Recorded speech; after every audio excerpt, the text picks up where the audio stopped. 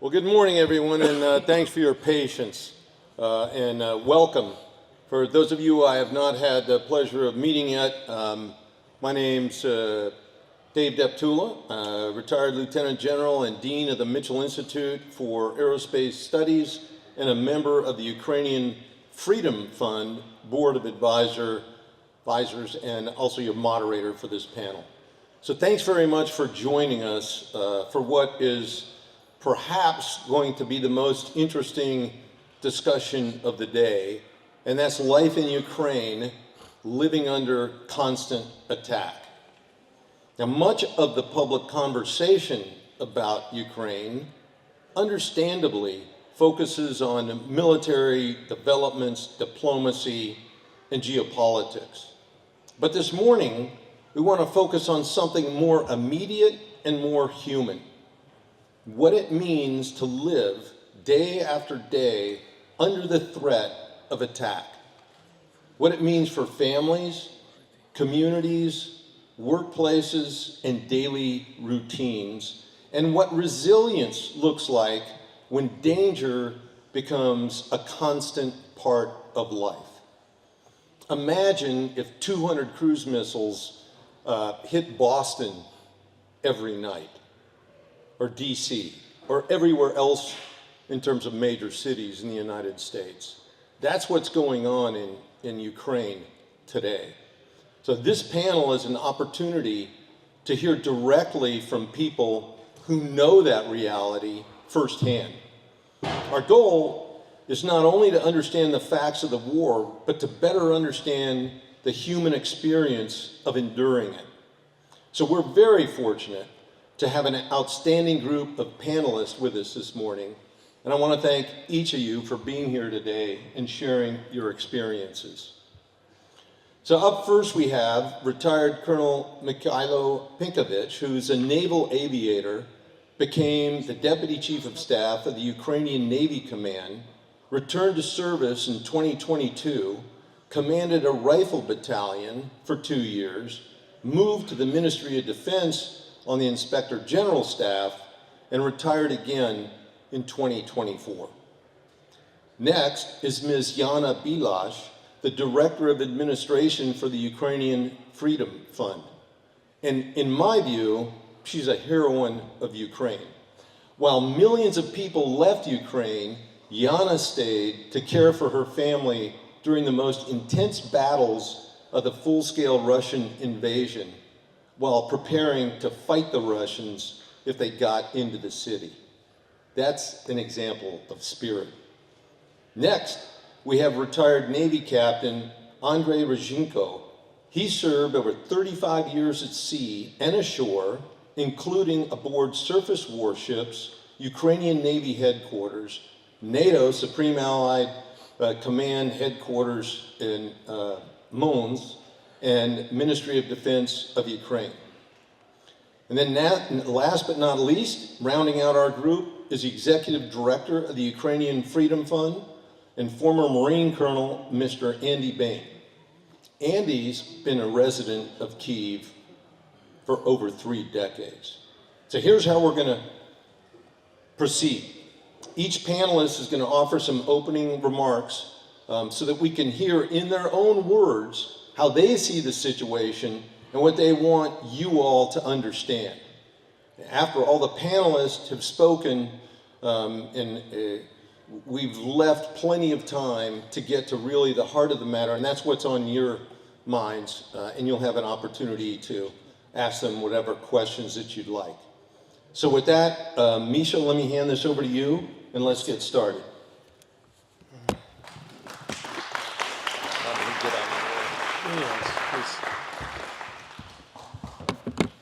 Good morning. Thank you very much for coming. It's a pleasure and to be here in this great place, history place, and it's a really, really important event to us. And thank you to have us in this floor and give us chance to exchange information with you about what happened in our lovely country.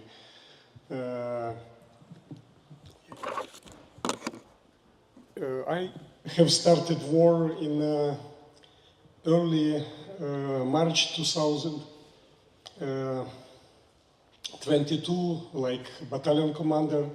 I remember this day, 24 February, when my family called me and mentioned, look, we are our city under attack. I was not believe. I was like sitting on the bed with 4 o'clock morning. I was like, what? I could not understand. I checked internet, nothing happened, no connection, no information. But decision was immediately, I hate this. I never allow somebody to bother my family, and my decision was immediately defend my family. So I finished with my routine work. I took my family to West Ukraine, to safer place, and immediately joined armed forces. So by that time, we have a lot of situation was very critical, and they invite me to join the, not invite, but request to join rifle battalion. At that time, armed forces need more units. I created battalions. It was more than 50 rifle battalions, so I joined this unit and get ready to start. So we were running. We have so many confident, power inside, and hate to somebody come to our land, and we were like ready to defend. One day, one time, immediately, everybody, shoulder to shoulder, and we started to do our work. It's a couple pictures from a situation I was faced, just for you to understand. And immediately we were sent to defend Kyiv. Kyiv was under heavy attack. It was Irpin, Romanivka, 2 settlement we have to defend. So we don't have any idea what's happening around, not enough information, nobody share with us. Just keep your line of defense. We have to stop enemy. In brain, in mind of each of us was only one: stop enemy. Nobody think about what will be tomorrow.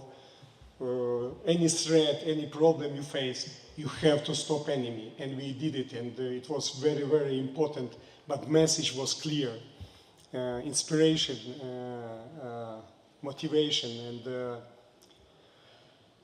morale was very high. So we don't have enough weapon. We use only machine gun, couple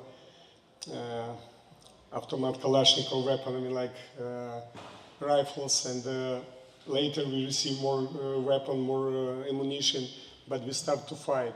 First, refugees, or not refugees, prisoners of war, and you look at this face and you're like, why you come to our land? What you need?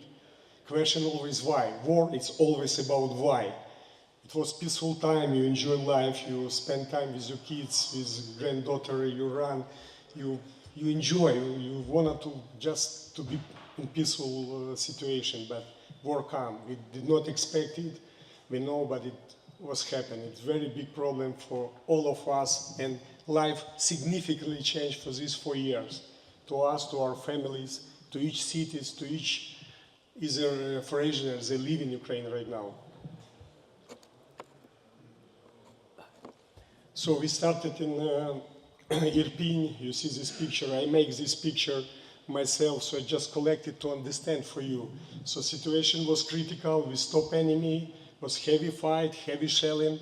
Every day under heavy shelling. Russia have a lot of ammunition, so we have lack of ammunition at the time. We face many challenges, but spirit and we were strong.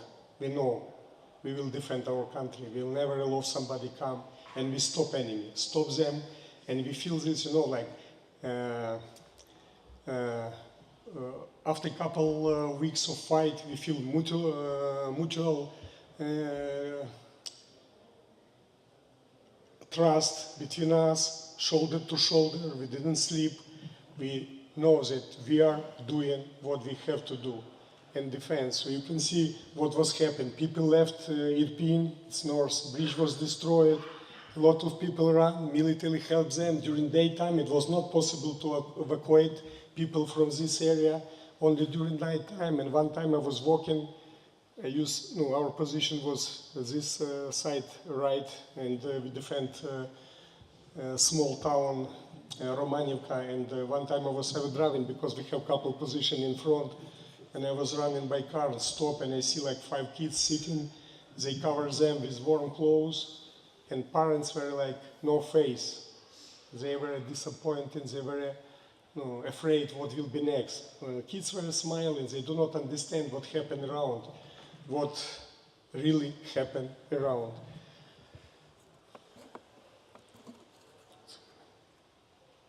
Yeah, so we fight. It was March, late March, heavy shells, shellings. We fight, we stop enemy, and we receive information from higher HQs that my enemy will withdraw. So it was small victory to us. It was happiness. We shake, we hug each other. We know that it's make us stronger. Day by day we were stronger. Day by day we believe. We believe from first day, from first hour, from first second of invasion. But it was make us more stronger, shoulder to shoulder, and we stop enemy in front of Kyiv. This logo will get Kyiv for 3 days. It was a very bad word sometimes, like look to their side and told, never it's happened.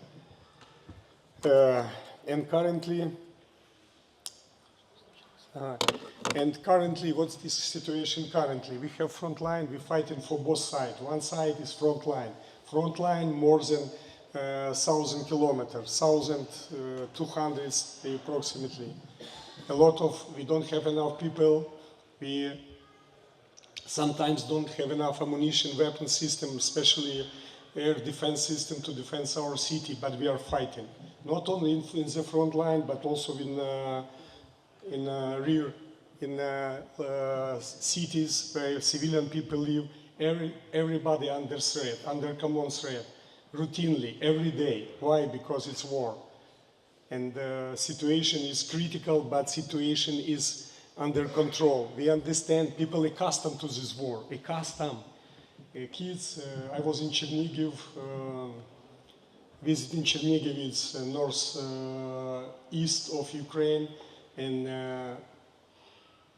it was 2 Shaheds flying above the city, and a young family walking with kids, with maybe 4 years daughter, and like it was a 50 cal machine gun shooting to these Shaheds. It's noise, like, and this young lady, I was looking for her. No, I'm not afraid, but I was looking for her. She was like walking, stop, look for this Shahed. Okay, and continue to walk. I was like, wow. It's not about safety, it's about people accustomed, people don't afraid. We're not afraid, we know we will live in this country, we will never allow somebody come to this country, and we are, of course, trust our armed forces. And I just give you this slide to show how many, we are analyzed in 2025, we have more than 19,000 air alerts, and mostly to the East Ukraine, so every day Russian attack us, 500 drones, 20 missiles, and people accustomed, but people know that armed forces working, air defense working, but sometimes we have lack of air defense capabilities to stop Russians, and but it's just example to you what's happened right now. And like as a result of this invasion, before war in 2022, we have 41 million of Ukrainians living in this lovely country, living, growing, kids, enjoying, planning future, and over 4 years, population increased up to 10 million. So in 2025, the numbers had dropped roughly to 34.5, and in 2025, late 2025, with only 31 million residents in government control areas. So we have also many people living in in the Russia control area. Do you hear me backside? Yes, thank you. And 6.5, you just imagine, 6.5 million. It's only official statistic, but I think it's more left Ukraine, living in Poland, Germany, Czech Republic, Spain, Italy, everywhere around the world. So we like our country is strong by people, by our soil and spirit to be Ukrainian. We love this lovely country, but we have to left. Left, we don't know. Many families, fathers, brothers, husbands fighting. Family left and stay in Europe. We have support from international community, from different countries, but it's not enough. Family separated. It's not very good. Just information to understand. And 350,000 of Ukrainians under different government program came to United States and find defense from this war in the United States. So thank you to you and the government.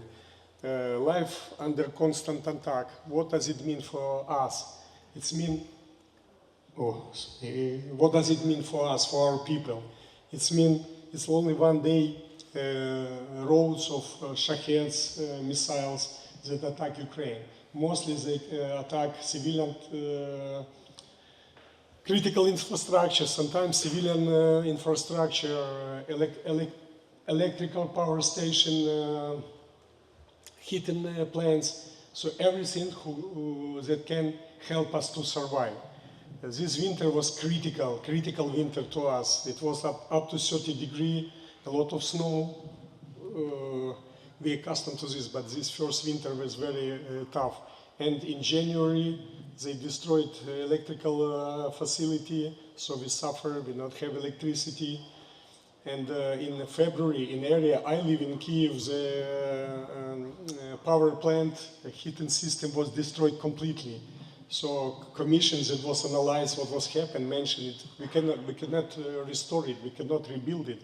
So from early February, we don't have heating, we don't have electricity. They give us like 2 hours, 3 hours electricity. It's enough to recharge your power bank. And but again, people leave. We accustomed to this. We buy power banks. We get extra Acum batteries, so we survive. But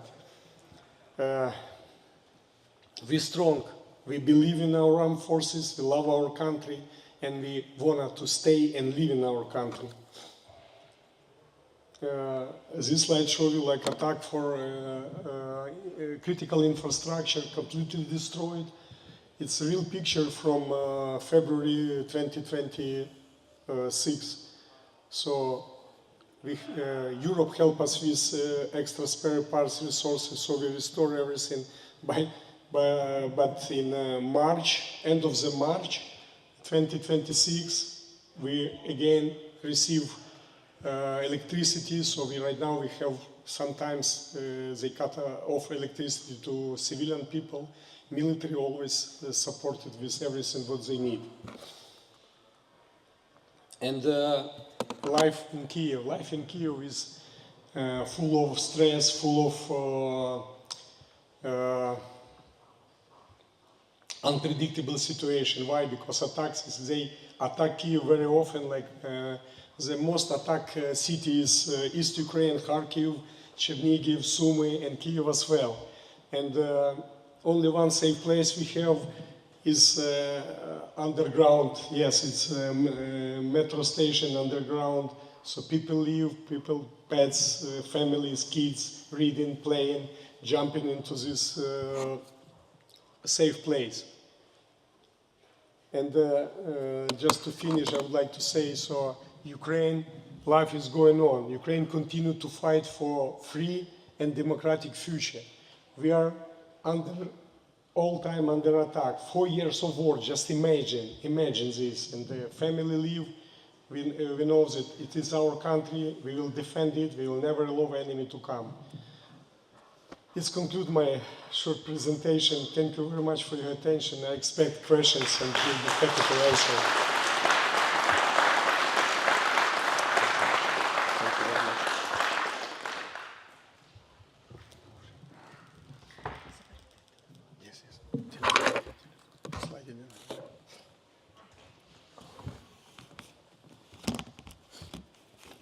Ladies and gentlemen, good morning. Imagine you're asleep. It is 5 in the morning, it is Tuesday, nothing is wrong. And then the world ends. This is how it started for me. This is how it started for 40 million people. February 24th, 2022, Russia launched a full-scale invasion. Missiles, bombs, ground drops at 5 a.m. while people were sleeping, while mothers were in bed next to their children, while night shift workers were heading home. You know, then Nazi Germany attacked in 1941.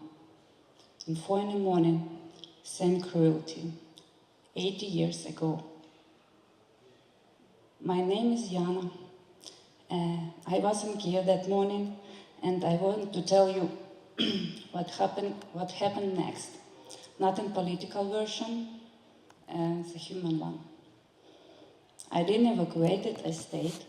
My grandmother was sick. She was tied in a hospital bed and she was dying. She needed medicine, medicine that was suddenly impossible to find because the bridges across the Kyiv were closed, because the roads were chaos, because a war had started overnight. For 40 days I searched for her medicine under explosions.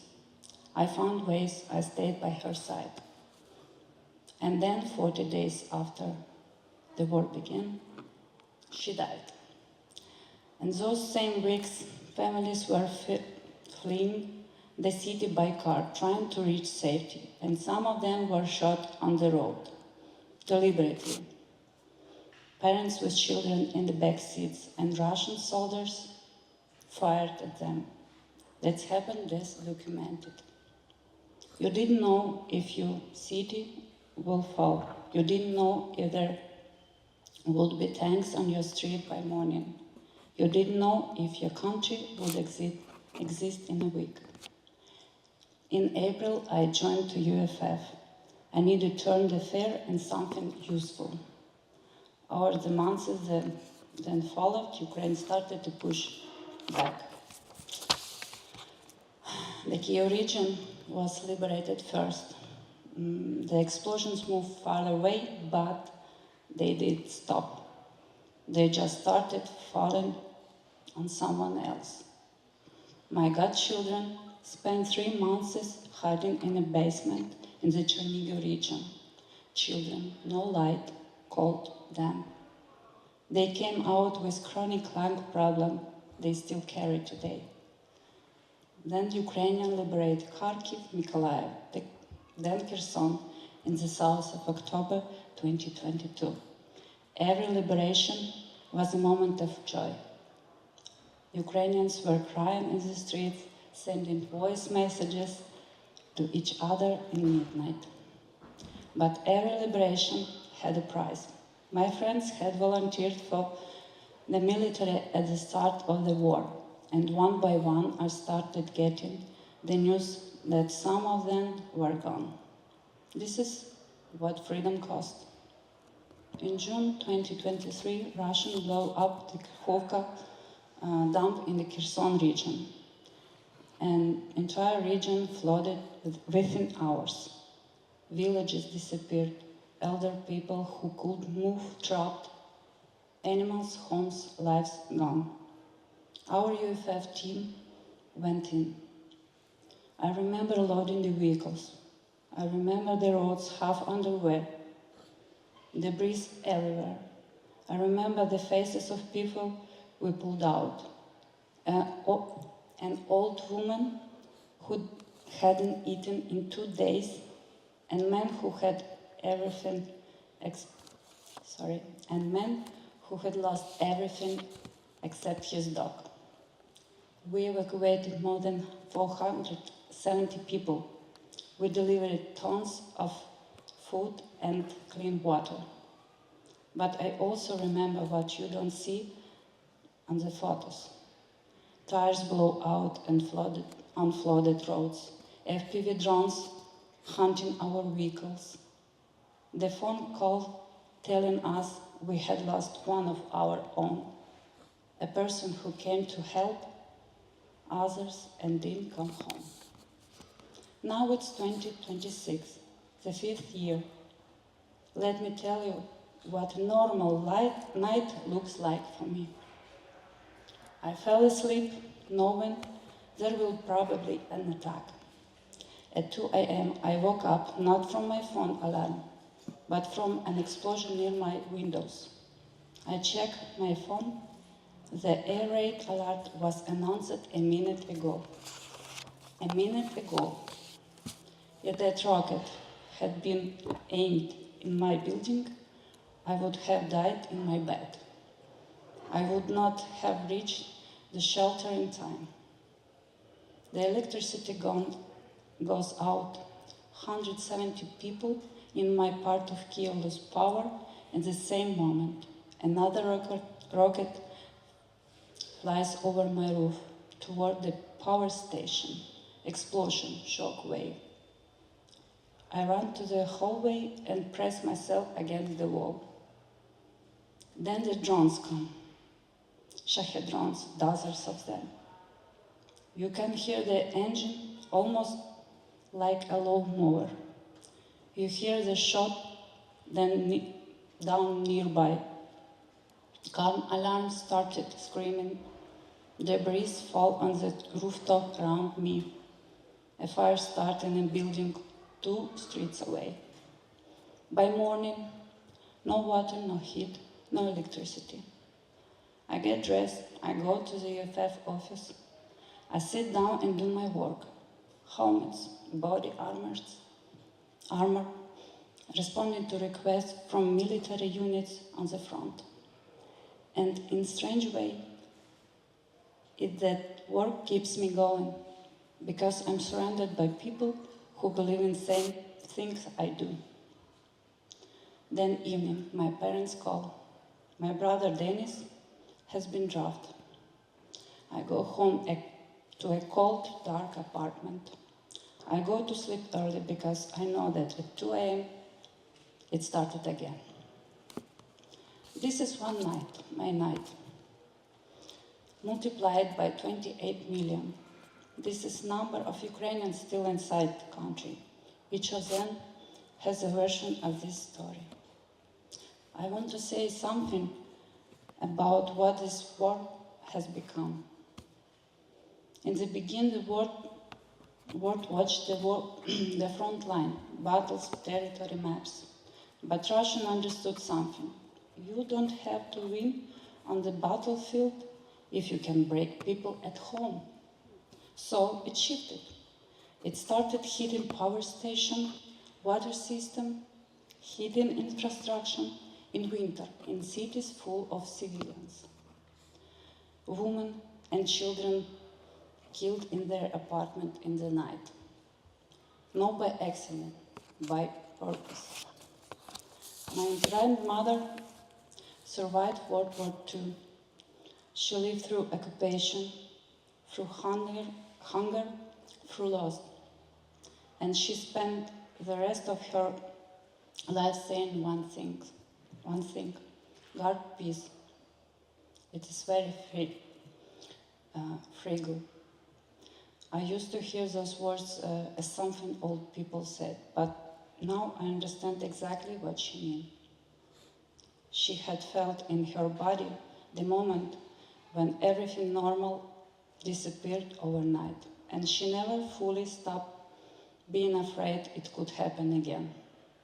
It did happen again in her own country, to her own granddaughter. I'm not here for your pity. I'm here because the work is matter. Because the people who show up in a vehicle and in the basement, in the offices, ordering helmet at 9 a.m. after a sleepless night, they are the reason Ukraine is still standing. And you are part of it. Every dollar, every conversation, every person in this room who chose to stay engaged, it reached someone, it reached me.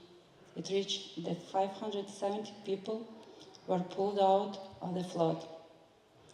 It reached my brother somewhere on the front line right now. Guard this carefully. It is very fragile. Thank you.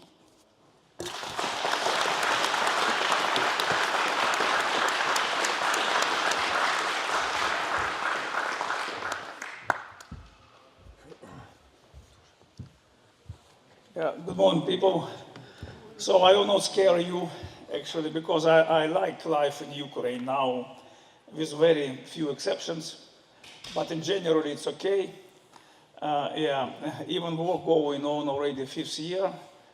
Only what is concerning me, we need to train and equip our military much better than now, because we consider Russia as our quite long-time enemy. And they are much bigger than we, and only how can we succeed? We can be smarter than them. Only my concern is that we are limited in traveling. We need to go to our neighboring countries to fly over, and sometimes it takes longer than actually flight by itself. Yeah, I'm from town of Irpin. I'm living in this town since 2014. Originally, I'm from Crimea, from Sevastopol. And I need to move from there in 2014 when Russia occupied Sevastopol and Crimea Peninsula. And I left my parents there. We plan to move them also to continental Ukraine. Unfortunately, we didn't have a place to stay for them. My father passed away in 2018, and I couldn't go to funerals because for security reason, and I saw funerals on Skype. I moved mom later on to Irpin in maybe half a year after my father passed away, and she was living with me. In Crimea, we have more than 1 million Ukrainians still. Many of them have a Ukrainian passport still after 12 years of occupation. And I hope in one day it will be back Ukrainian. And it's not a good idea to let Russians to recognize Crimea Peninsula as their territory. I like Irpin, my current actually place for living. I live already 15 years. We have a small population, 65,000 people. It's located maybe less than 20 miles from downtown Kyiv. It's not far away from Bucha, maybe you also know. It's a quite famous town in the Ukraine. And actually it's a resort area, and when I just moved in Irpin, most of the streets was called like International or Karl Marx or whatever, very communistic. But actually later on they were changed. It's a nice city, you see, and but everything changed on 24 February 2022. Just a few kilometers from Irpin, located Gostomel airport. It's a big airport which belonged to Antonov company. Maybe you know Antonov. They used to produce a lot of aircraft, including the biggest in the world, Antonov 225. And Russians plan to move probably up to brigade of airborners from Russia to Gostomel by Ilyushin 76 airplanes. They already concentrated them in Ivanovo. And from Belarus, they moved a lot of APCs, like armored vehicles and tanks. And the idea was to occupy Kyiv within 3 days. But in my town of Irpin, didn't allow them to do it. Because we actually blocked their movement.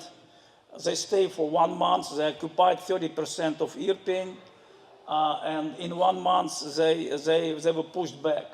During this occupation, Russians destroyed most of Irpin city and killed 300 people. If speak about Bucha, situation was slightly different. In Bucha, they mostly were killing people and less destroying buildings. The reason, because in Irpin, located a military hospital and some of the fortifications which they consider for them as critical to destroy to go to Kyiv. Here you see it's quite famous bridge. It was on many of the reports on media, and we exploited it second day of the war, 25th of February. And it stops Russian from movement, and this a little bit cross the side, this Irpin River was built already in April when Irpin was liberated. Yeah, it's interesting, you see Irpin River, yeah, it's not wide. It's maybe 20, 30 meters, and Russians never cross it. Now they're dreaming, probably being in alcohol, whatever, to cross Dnipro River. Dnipro River actually 20, 30 times wider. Yeah, and they couldn't cross this river, how they will do a crossing via Dnipro River. And this picture shows also some of the damages of this area because they were shooting artillery mortars. Because from this point, from another side of river were located our evacuation points. Some of the citizens could cross a river under the bridge and could be evacuated to Kyiv. Actually, my mom decided to stay in Irpin because living of Irpin was quite chaotic, sorry to say, and she was taken by Russians as a prisoner of war for 2 weeks. And this was a quite tragedy because her neighbor, 72 years old, a professor of Lugansk State University, he already moved from Lugansk, occupied 2014, and when Russians put this people in the yard of the condominium, he started to scream on them, and they just shoot him from AK. And people keep this killed neighbor 3 days in the basement after they graved him in the backyard of condominium, and later on they already moved to cemetery. Yeah, I mean, Russians, yeah, again, they were severely, very aggressive to local population.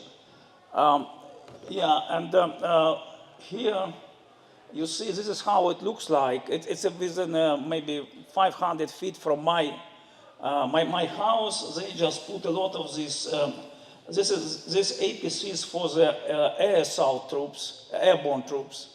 And they were hiding in between of these condominiums because we were using unmanned vehicles, we were using mortars, and they were hiding in order not to be under fire. And actually, we saw it, people saw it actually almost a month. Here you see how they settle up. They didn't plan to stay so long time. They planned 3 days, come to the Kyiv, victory, and parade. They even took a parade uniform with them. Yeah, they start to robbery in houses, loitering houses, and set up their living environment.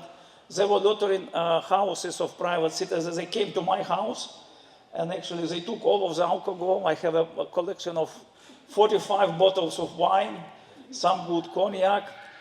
Yeah, I'm trying to be positive, only positive stuff that finally they taste good wine, because everything which is produced in Russia is just shit.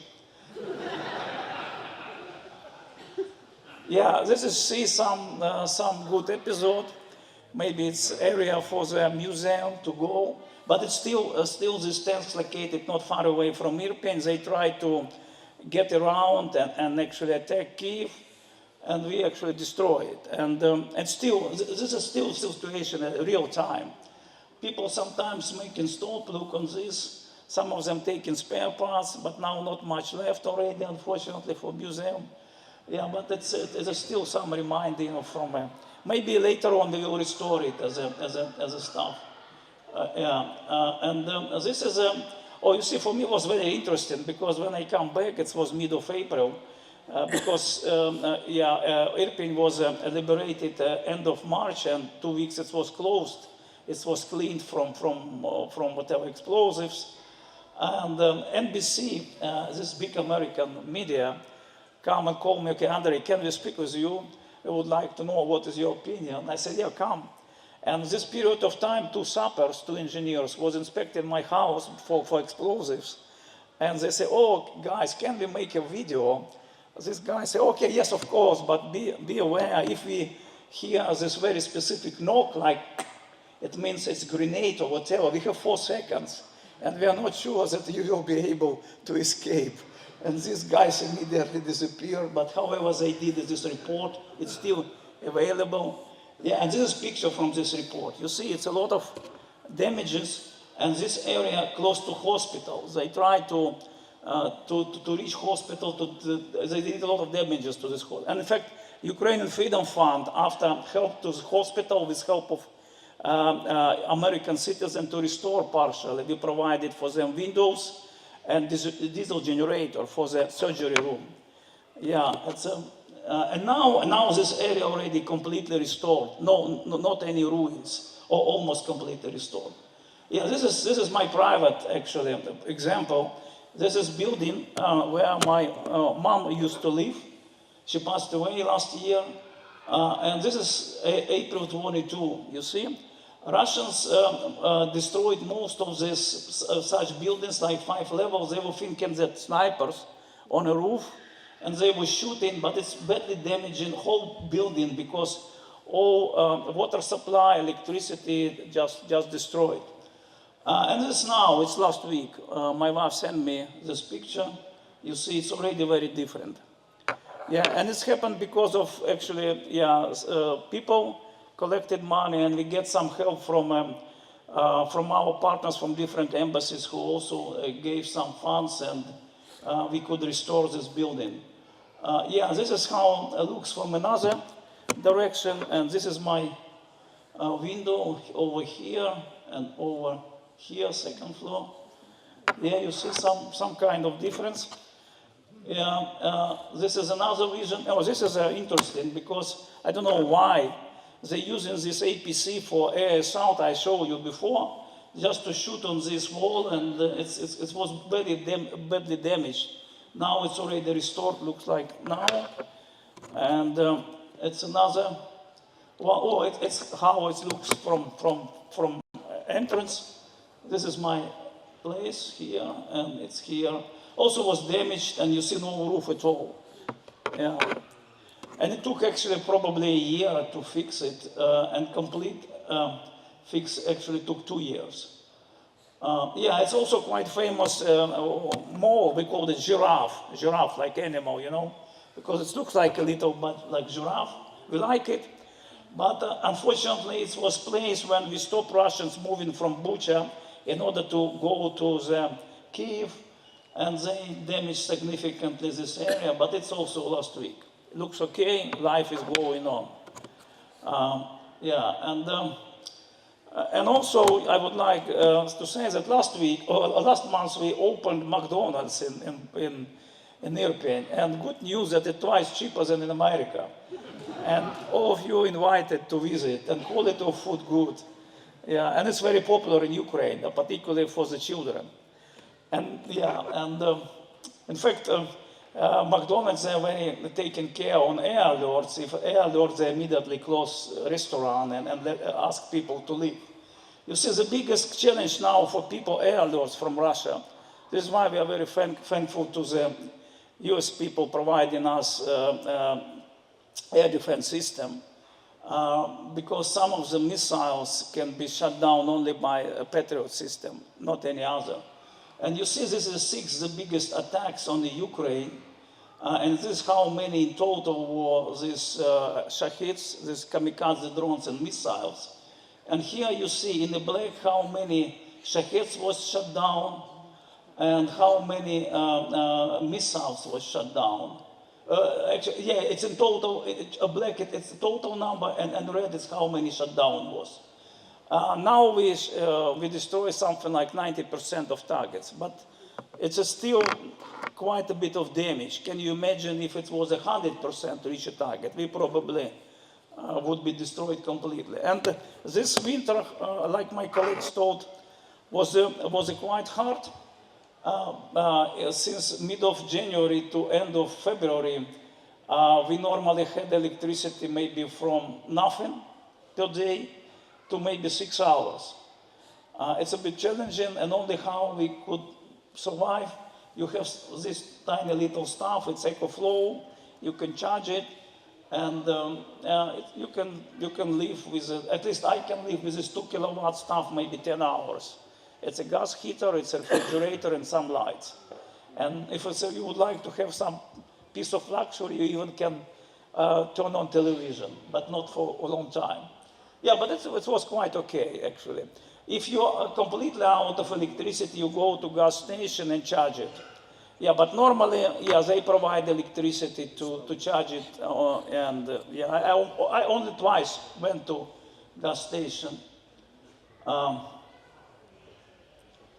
Yeah, this is just my almost last slide. This is my backyard. And here, only last reminder from the war, it's my fence. You see my fence? The issue Russians was shooting Irpin from mortars, and the mortar shells was reaching this 100 years oaks, which is in my backyard.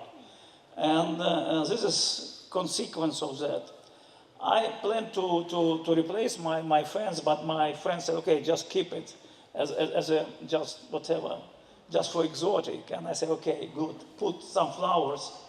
And my sakura, which I like a lot, actually good, and it's blooming, you see, like this, and I put it in front of my tree because I saw it in Washington, and I just bought in Ukraine and make the same, but only one. You see, I told you that my difficulty now only, primarily, it's what we get limited in traveling. However, we can travel using tanks. And once we even travel without visa to Russia, to Kursk region. You see something like this. Thank you very much.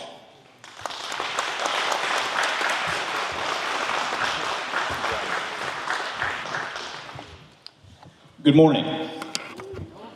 Thank you for coming today. I don't have any slides, but my experience is slightly different from the others only because I'm an expatriate, an American living. I obviously have a passport and I can leave anytime, go as I please, and I'm not subject to the draft or any military service. So I have a lot of freedom without a lot of the anxiety. I don't have any family in Ukraine, so I don't have to worry about close relatives. So my life is slightly different in that regard. I have an apartment in central Kyiv across the street from a nice park. The park today in the spring has children playing in the playground, families out walking. There are restaurants and cafes where people are enjoying food and coffee and wine. Kyiv today is as livable as it's been since I first moved there in 1992. The difference is perhaps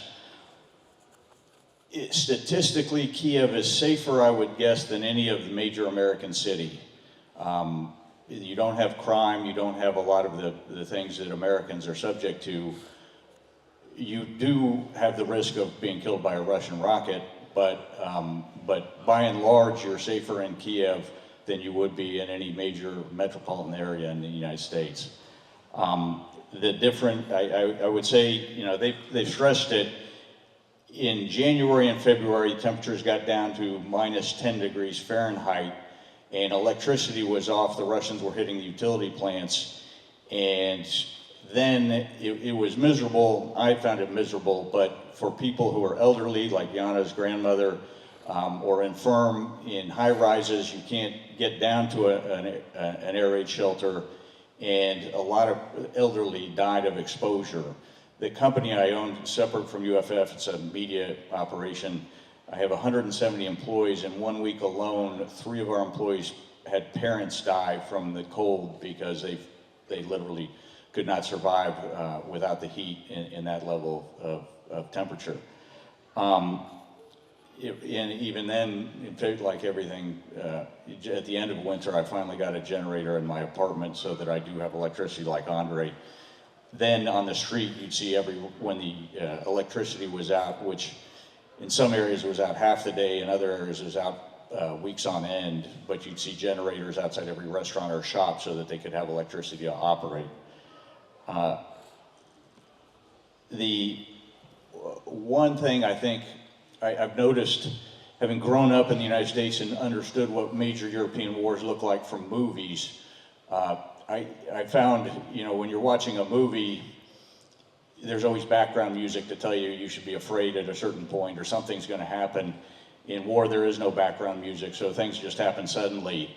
The one time my park was hit by a rocket, I learned war is loud, and a rocket that lands 300 yards from you is very expletive loud.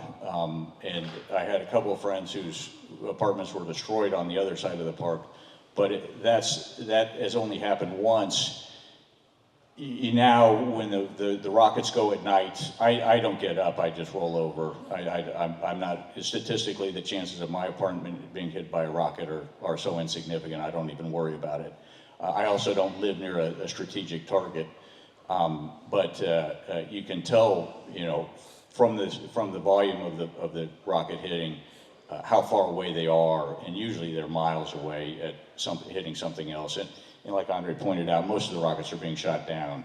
And so I tell friends come visit, and a few do, and when they do, they were surprised at how peaceful and nice Kyiv is actually now. And I would urge you, if you have the time and inclination, it's more interesting because it is a country of war, so you can't go to many places like that, but it's very safe, and I wouldn't hesitate to invite anyone to come join us. Lastly, I'd like to point out, we had panels yesterday, and last night we were talking, having a drink at the lobby bar, and our Ukrainian staff pointed out they were surprised pleasantly at how many Americans support Ukraine. From the media they didn't realize that the political narrative in Washington is slightly different from what people around the country think. And I just want to thank you for being here, because it has brought them the reality of how much America really does support Ukraine. So thank you for that.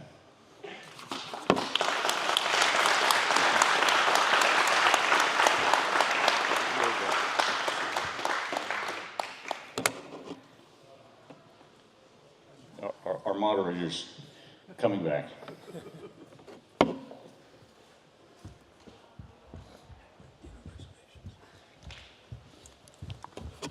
Okay, well, I think all of you would agree with me. That's some pretty spectacular insight. And now what we'd like to do is open this up to what's of interest on your mind. So please, if you have a question, come on up to the mic so we have an opportunity for everyone to hear what your question is. Don't be bashful. Go ahead, Michelle. Are you taking care of, are you using solar batteries, solar panels, because you get pretty good energy density out of those now, and I'm doing it here in the U.S. I think the power bill went down from 220 to about 80. Plus, you don't need to use the fridge in the winter in Ukraine. That's the biggest use. Thank you. You see, I was considered as an expert in as soon as explain my you see, solar battery, yeah, it's used, but it's sorry to say, it's expensive. But many people setting it up and using it. But during winter, for example, 10 kilowatt solar panel produced only 200 watts per hour, which is not much. But many people use. Only, for refrigerator, inside of house we have maybe 70 degrees Fahrenheit, and it's not good to keep a food. You need to use fridge. But the good news that they have inverter engine and it's consuming not much electricity. But this is good solution, and it's very popular in Ukraine. And as Andy actually mentioned, it's really mostly matter of just income, because it's cost. I mean, this battery. And for many pensioners, it can be a little bit challenge. And Ukrainian government, and maybe partners should be taking a little bit more on this. I remember when I was in gas station charging my one, and I spoke with some of the pensioners, and I just asked them why you do not use it. They were charging telephones. This money issue was the first. But this is very good solution actually in case of such energetical emergency, and it helps and it works.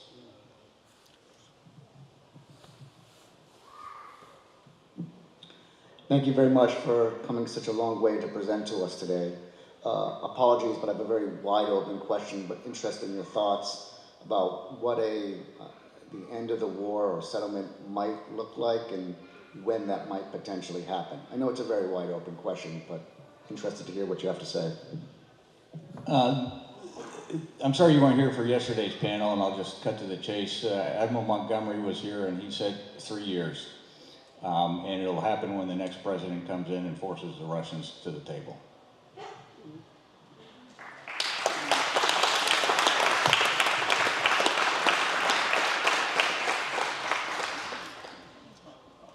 Yeah, I also would like to add, you know, when you deal with Russia, it's quite unpredictable way. Yeah, I remember 91 when Soviet Union disintegrated, and frankly speaking, nobody was thinking before it's happened in this evening that it's going to happen in this evening.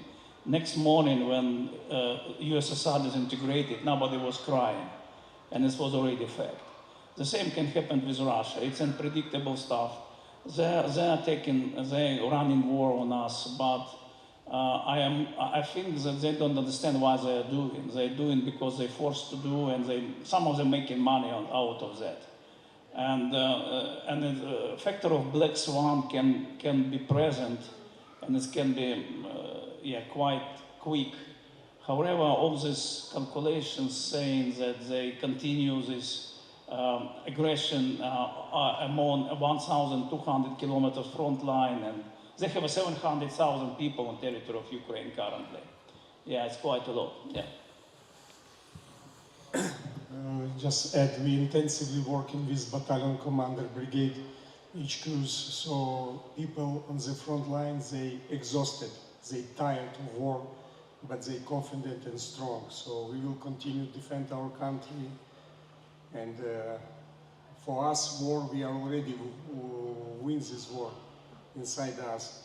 We believe in Ukraine and we trust our future, hope for good future for our kids. Thank you.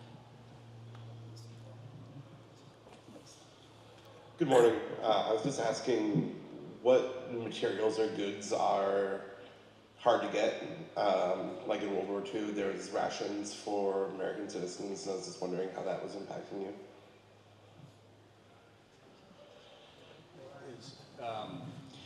In 22, there was a lot of shortages because of a lot of people fled and supply chains broke down. In medicine, a lot of elderly people who required medicine died because of that. But now the supply chains are back up, the borders are open, and other than electricity, when the Russians hit the power plant or the heating, pretty much everyone is available. It's like Yana and I last summer were joking all the time about restaurants that had champagne and oyster specials. If you can get oysters someplace, you can get a lot of things.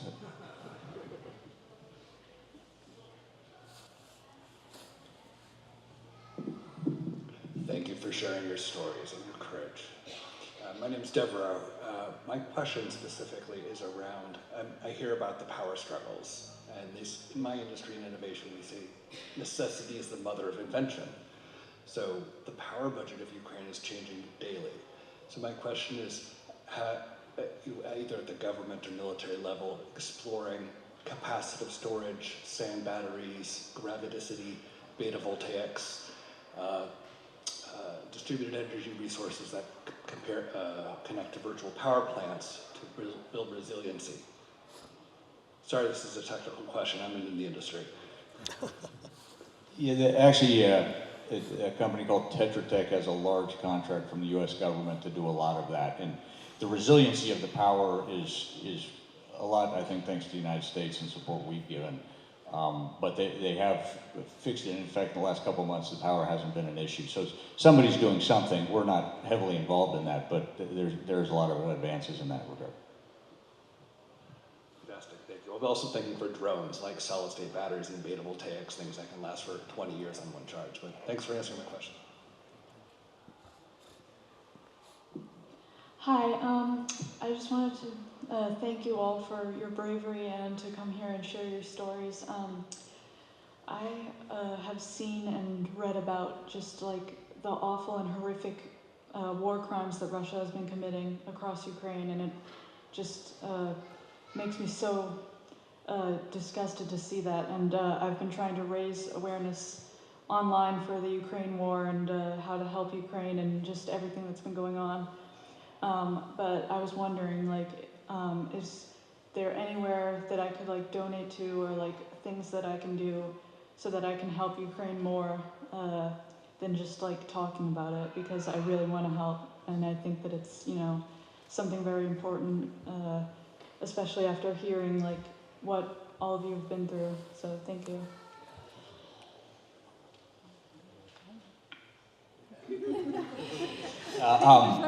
Thank you. No, thank you for that. Well, you can donate to us, but maybe we should talk afterwards about opportunities. But there are a lot of places that we can discuss. But happy to do that. Thank you. But thank you very much for your position, and we really appreciate it. And this is your words supporting us, inspire us to be stronger. Thank you very much. Thank you so much.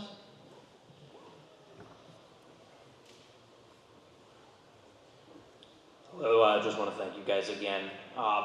Pretty open-ended question, but I guess could you guys just comment on the lives of Ukrainians in, unfortunately, the occupied areas of Russia, how that's gone for them over the past 4 years, how many of them are able to leave the occupied parts and go back to Ukraine, and just kind of that situation, because not a lot of news, unfortunately, and understandably comes out of the occupied parts. Thank you.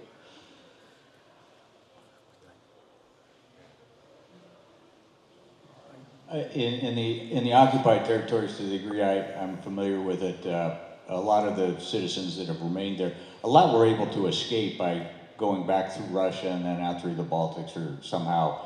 But those who are left were forced to get Russian passports if they wanted any social benefits or to get, you know, the basics of life. And so a lot of them have been forced to Russify against their will. They have been moving children out of the Russian occupied territories to other parts of Russia in another major war crime. And some have no doubt just settled and said, okay, well, who's ever in charge, we'll just do what they say. But I think it's a pretty austere life there. We have many cases when Russia enforce people, put them in buses and go to Russia, show it on the TV news like propaganda that people wanted to be, and we're still working with many international programs to return back our kids. Many kids was also taken to the Russia. It's a long process, but we're doing this. Thank you. As far as I know, probably the only way to make money in these occupied territories is join Russian armed forces. And this is why cemetery in these occupied territories is actually growing up significantly. I know I have a friend in Sevastopol who is taking care of my father's grave. And he told, I spoke with him recently, and he told that last 2-3 years, this cemetery of Sevastopol grew up significantly because of, local people were killed actually, but yeah. And the same happening with the east of Ukraine, with Donbass. Yeah, because a lot of local population, they built up actually at least 2 army corps, which in Lugansk and Donetsk. And this is fact. But industry fall down because it exists mostly on money, donations, from, not donations, of subsidy of Russian government, and their budget now going down and they don't have money for this. I want to say thank you for sharing your expertise and your experiences. I was wondering, in terms of funds and resource management, are there some areas where, let's say, tanks, which are kind of outdated in modern warfare, that you would prefer if investments were like returned and put into something that's like overlooked, such as, I'll say, batteries or automated drone farms?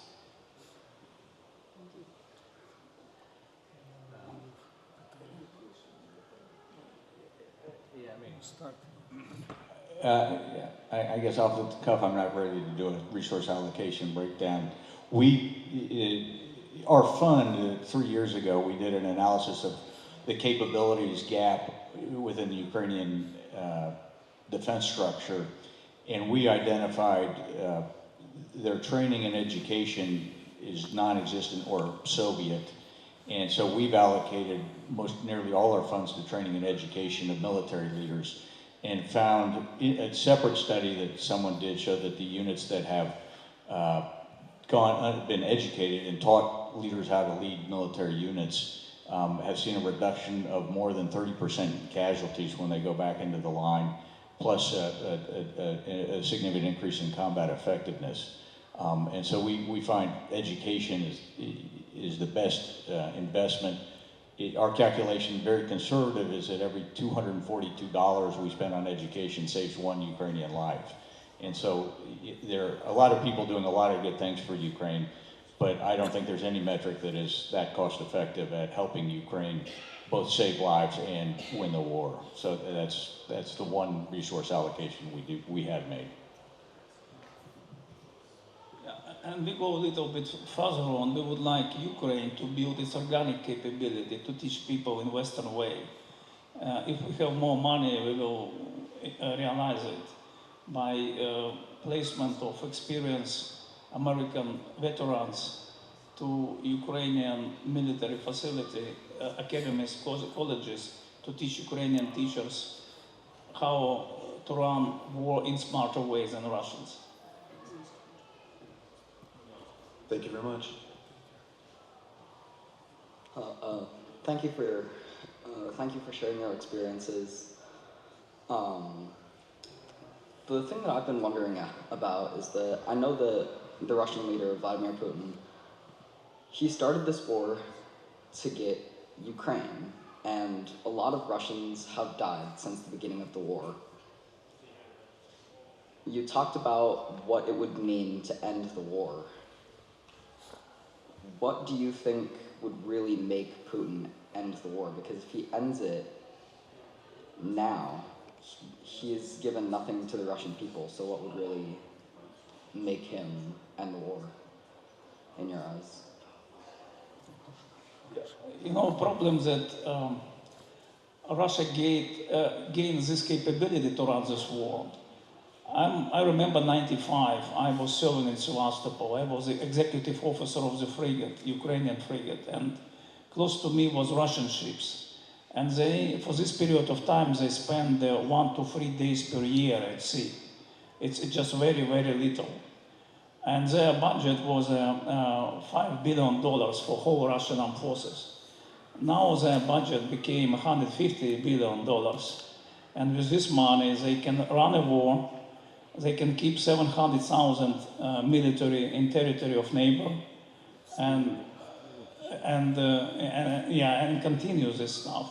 This issue, you should probably, when you make in business, you should be very accurate, giving Russia too much money, because instead of investing in own people, they invested in killing of population of neighbors. But this is issue, I would say. This is the economical component of the war. And it should be calculated. And I remember the 90s when Soviet Union disintegrated, how Russians behaved themselves. They were very, very, I would say, polite. Now they're dreaming about, you see on television, many people thinking about Baltic countries, about Poland, Ukraine. Yes, because they probably have too much money and they spend them on the military purposes. And it depends on their leadership. But, another my observation that it's still pretty too much depends on a personal position of Putin. Because it's centralized authoritarian regime. But I agree with you that if Putin out of power, actually, it will be quite hard to re-educate them. This is why on previous question, we say in Ukraine, we need to put more efforts, more funds to education, to educate future in a Western way, not actually in a way of previous era.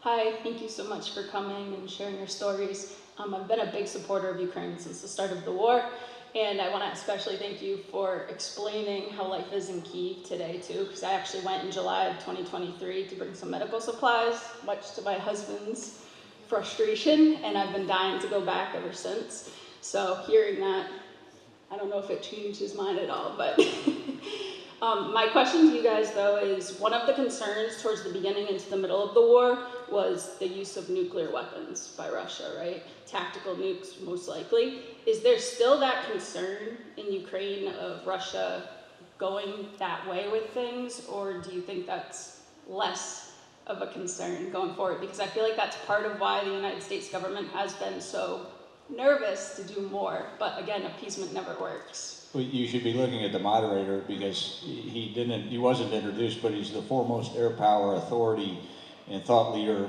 alive. And yesterday on a panel, he said there's minimal chance.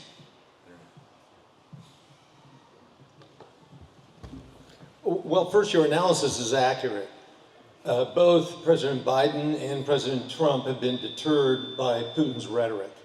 The challenge is, nothing is 100% certain. So yes, there's a probability that if pushed into a corner, Putin might do that. But I think it's a very, very low probability. And the reason why is because he would become a pariah, not just with Western countries, but with everyone else. And most important to him would be the pressure that China has already placed on him, saying, don't even think about it. But if he can deter and prevent support of Ukraine by saying that, that's the trap that both presidents of opposite parties fell into. This guy only understands strength, and when he smells weakness, he'll push forward. Thanks for the question. Thank you. And good luck in convincing your husband to get over there. I'm trying.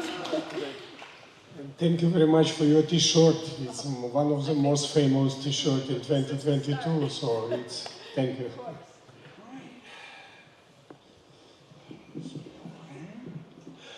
Honestly, I'm a little nervous because this is actually a very emotional moment for me. For one thing, I want to say thank you for coming today. I know it must have been a very long journey coming here, but I have to say that I didn't know much about Ukraine when the war started in 2022. I must admit I was what they young people call a normie on this topic here.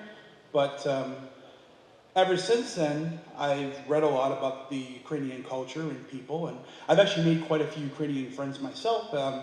In fact, one of my friends lives in Sumy, which is near the border, and in fact, one of the problems they have in Sumy is the constant drone attacks. And one thing I'm always very impressed by is just, it's hard to put in words, but Ukrainian people are amazing people. They just, despite everything that's gone on in the last several years and before that, I am very, very impressed by just the fact that the Ukrainian people are still such good people regardless of everything that's happened, despite having good reason to not feel a certain way. It's I'm sorry, I'm not good at putting this into words, but I think that your people have suffered far more than anyone can imagine, and I just am always impressed by your courage and your commitment and your belief in us and your faith in us.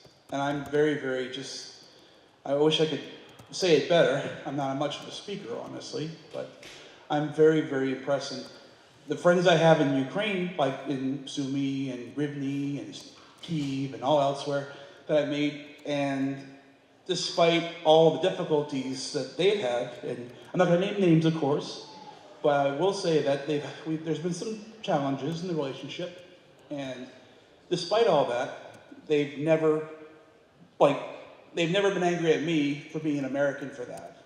And Ukrainians that I've talked to have never said, oh, we don't like you because you're an American, or never like that, despite maybe having reasons to be upset at times about certain policies.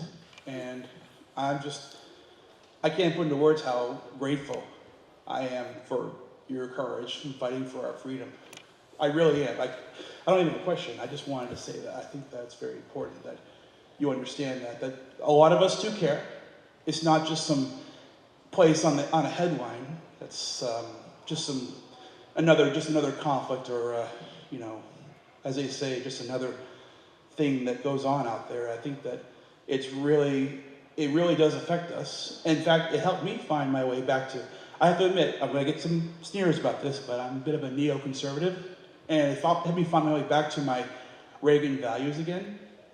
And I am very, very, very, honestly, very thankful and humbled by your courage of your people and the dedication and the humility, and I don't know what else to say, but thank you very much, though. And I hope you have a good time here in the museum here. This is a great museum. I hope you have a great rest of your day. Thank you very much.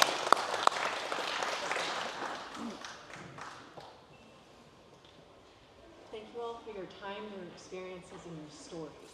It's because of that that I have this question. Obviously, there's a lot of social media coverage, national news. Who within Ukraine is telling the story? We have the Diary of Anne Frank, Night by Elie Wiesel, that really humanize the experience, the day-to-day. I'm wondering if there's anyone among the Ukrainian people who has become a champion for that.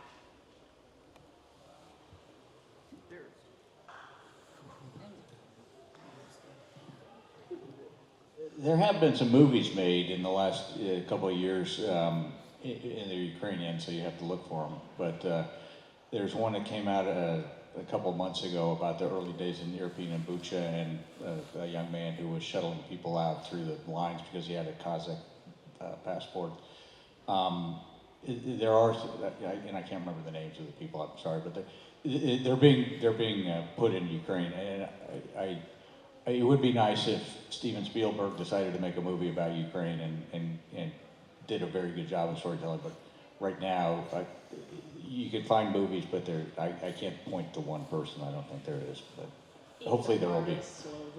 I think it'd be nice to see something truly talented come out. And there's been some good stuff, but not Diary of Anne Frank quality. Remember, that was just a little girl's diary. She wasn't writing a world-class novel.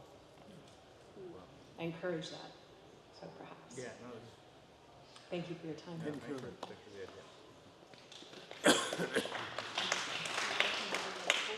Howdy, I would like to thank you guys for your time showing up to Massachusetts and in the great country of the United States of America. I have a little bit of a darker question on the side of the human safaris that are going on in the south of Ukraine. We've heard about the threats from the Caliber cruise missiles, the Kyiv drones, but now more specifically the FPV drones in small communities, the medium-sized Lightning drones as the Ukrainians have, and the Russians have their own counterpart.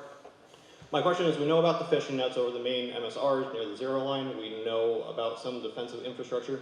But I was wondering what else is going on in the civilian world to protect against the FPV threat, the medium threat near the zero line in those communities.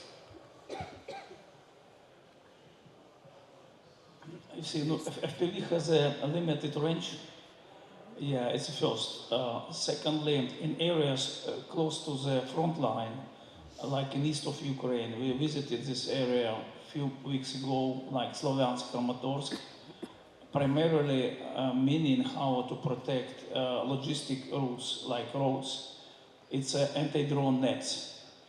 We were driving 100 kilometers within this anti-drone tunnel, and probably this is the best way how to protect against FPVs. But now it's a challenge for Russians because they suddenly lost access to the Starlink, and they don't have their own. They're thinking about building a system which called Rassvet, which is a sunrise, but it's quite far away for the completion of the system. This is why they're limited in range again. Also, electronic warfare.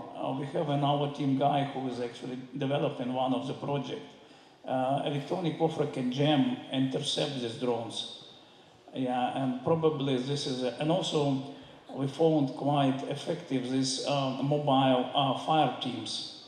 They use machine guns and they have some kind of share of information about coming attack drones, and they're quite effective. And also our new invention is interceptor drones. We have many of them. First interceptor drone flew March last year, and we already have tens of thousands of them. Only this year we already destroyed maybe around 8,000 drones using interceptor.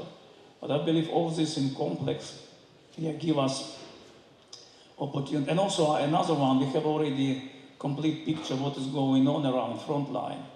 We have a fusion center which see all kind of, the biggest threat now, in fact, it's not a FPV drone, it's a gliding bomb. But we also look in solution how to act against them. Yeah. Just on the last question from the nice lady, Yana just mentioned we'll do an email and a social media posting on all the movies that have come out. So if you follow Yana, who coordinates our social media and emails, you'll be able to see what to look at.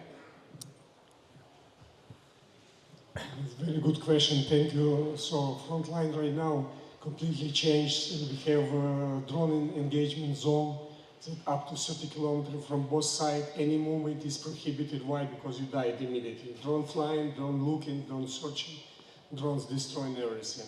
So like my colleague told you, we use a set of equipment for save our people, save our positions.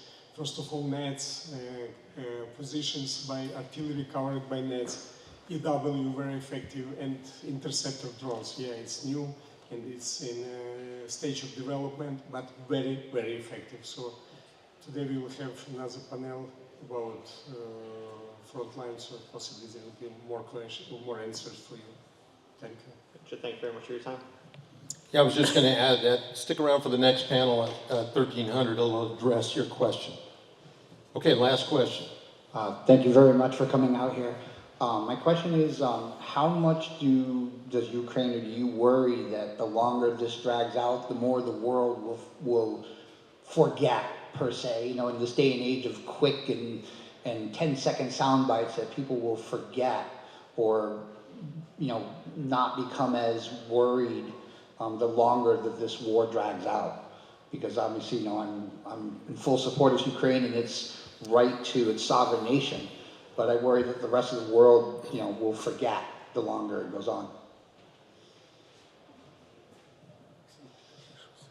Yeah, we are worried about this because we survived because of international support with our partners and friends. And Russia didn't anticipate it. They were thinking that nobody will support us. And they were thinking, they prepared a parade uniform. They were thinking in end of February they will make parade in Kyiv. And because we resist and we support it, we still running this war for independence. Yeah, but another perspective, just think what happened if Russia will take Ukraine. Yeah, read the history and see, yeah, it will not be in favor of West, sorry to say. And just I would like to add that Russia using propaganda, using feelings of people who believe in democracy, believe in freedom, and support in our country. We have huge support and we need this support from you. Thank you.